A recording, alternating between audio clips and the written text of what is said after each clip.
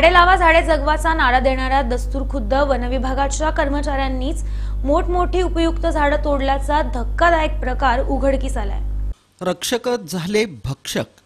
संपूर्ण महाराष्ट्रात आणि भारतात झाडे लावा झाडे जगवाचा नारा दिला जात असताना सोलापुरातील महाराष्ट्र शासनाच्या वन विभागातील उपवन संरक्षक कार्यालयातील अधिकारी आणि कर्मचाऱ्यांनी त्यांच्या कार्यालयासमोरील कडुनिंबाच्या झाडापासून ते वेगवेगळी अशी उपयुक्त असलेली मोठमोठी झाडं तोडून टाकली आणि त्या ठिकाणी कुंडीत लावण्यासाठी उपयोगात येणारी शोभेची रोपं लावली।